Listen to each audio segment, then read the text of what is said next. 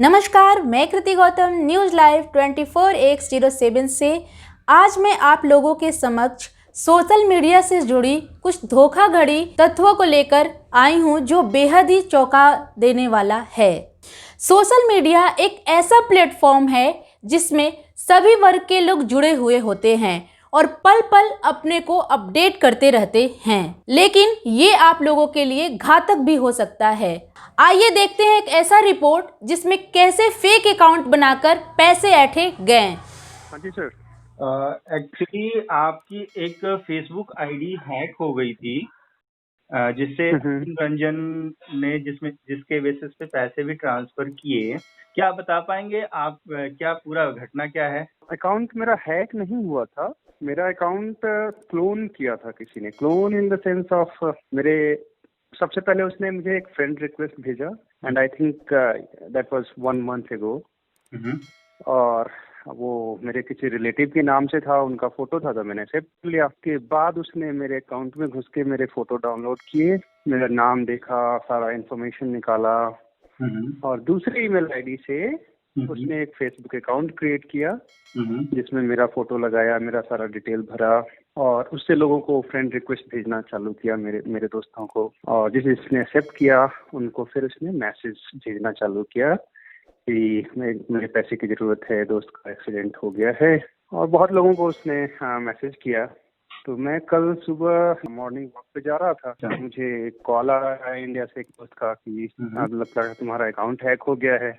मैंने बोला क्या? मैंने डिटेल भेजो तो उसने दूसरा लिंक भेजा, ये प्रोफाइल है देखो, same similar kind of your account. तो मैंने चेक किया तो एग्जैक्टली मैं भी कंफ्यूज हो गया कि ये मेरा ही अकाउंट है, क्योंकि एकदम हूबहू उसने जैसा मेरा अकाउंट था वैसा ही अकाउंट क्रिएट किया था।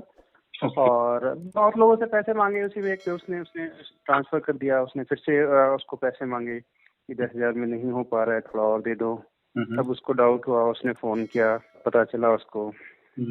फिर मैंने फेसबुक अकाउंट में उस अकाउंट को रिपोर्ट किया कि ऐसे एक अकाउंट है।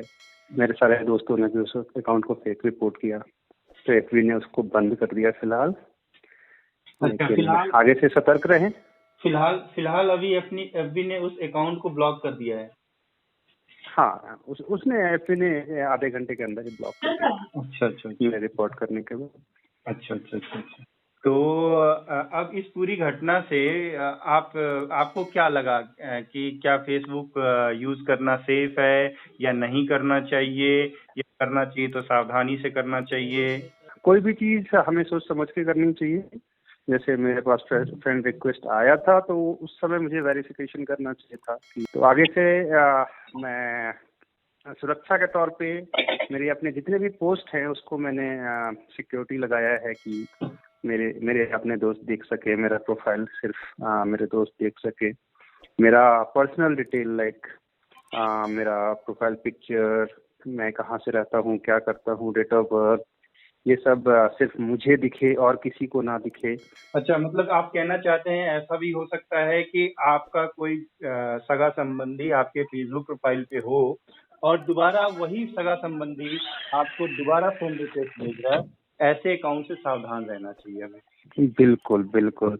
मेरे केस में क्या था कि मेरे एक रिलेटिव थे जिनका जो हमेशा अपना पासवर्ड भूल जाया करते थे, तो एक नया अकाउंट क्रिएट करते थे। अच्छा, तो एक नया अकाउंट क्रिएट कर, तो मुझे लगा कि फिर से भूल गए होंगे, तो मैंने एक्सेप्ट कर लिया।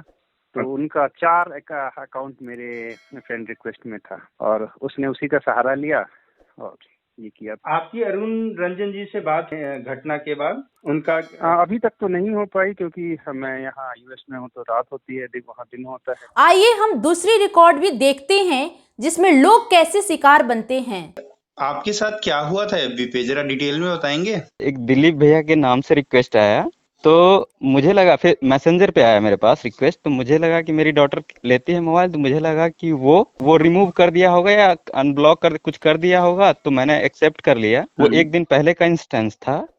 फिर हुआ क्या, जब एक दिन बाद वो मेरे ब्रदर के हाथ में मोबाइल था, तो उसी मैसेंजर से मैसेज आया, बोले भाई कैसे हो? तो मैंने कहा ठीक हूँ भैया। तो बोले कि कुछ अर्जेंट बात करना है, बताओ फ्री है?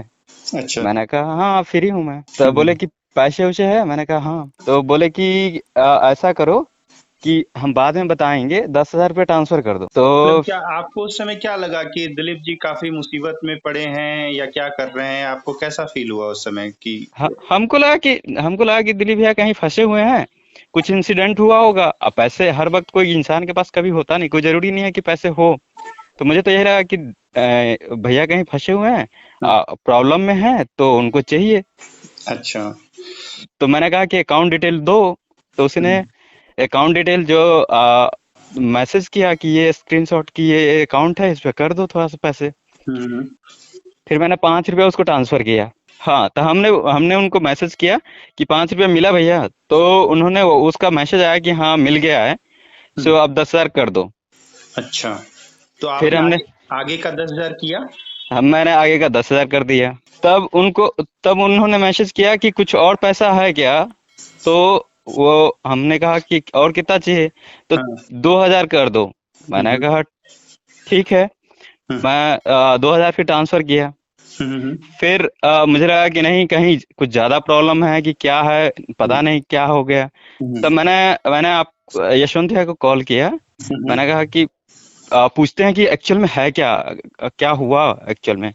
तब जब यशवंत भैया से बात हुआ तो उन्होंने कहा कि दिलीप तो है ही नहीं इंडिया में, वो तो अभी यूएसए में है। सो तुमने कैसे ट्रांसफर कर दिया, कहाँ ट्रांसफर कर दिया, एक बार चेक करो। फिर मैंने जो 2,000 वाला था उसको मैंने रोल बैक का वो डाला, मैसेज किया। रिक्वेस्ट फिर डाल दिया। हाँ रिक्वेस्ट डाला।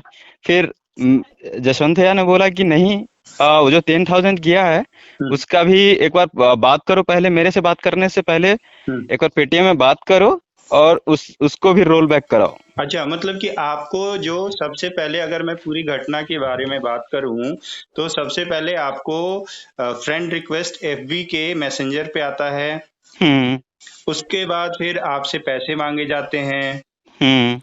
उसके बाद आप सिंपैथी के वजह से आपने उनको पैसे ट्रांसफर कर दिए कि शायद कहीं वाकई में फंसे हुए हैं। उसके बाद पेटीएम का सहारा लिया और आपसे पैसे लिए पेटीएम पे।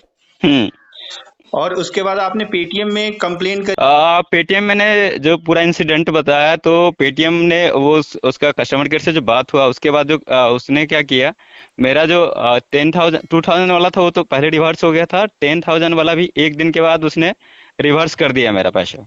अच्छा, मतलब जो 10,000 है आपका, आपने दूसरे खाते में ट्रांसफर किया था, वो भी रिवर्ट आ गया। यानी पेटीएम ने यहाँ पे ईमानदारी दिखाई है।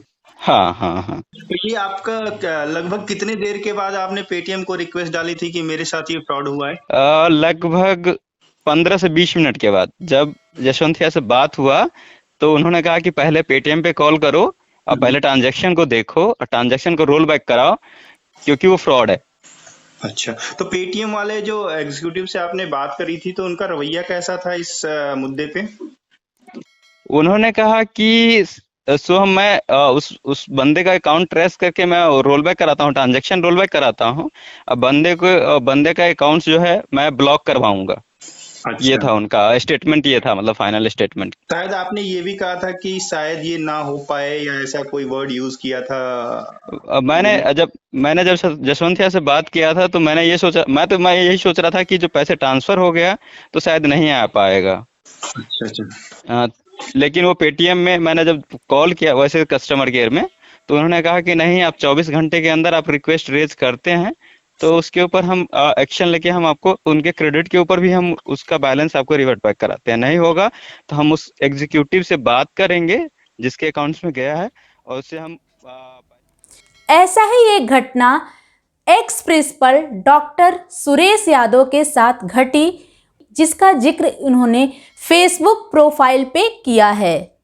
अगर ऐसी ही घटना आपके साथ भी घटी है तो हमारे कमेंट बॉक्स में जाके कमेंट करें और बताएं, ताकि हम आपके आवाज़ को और भी बुलंद करें।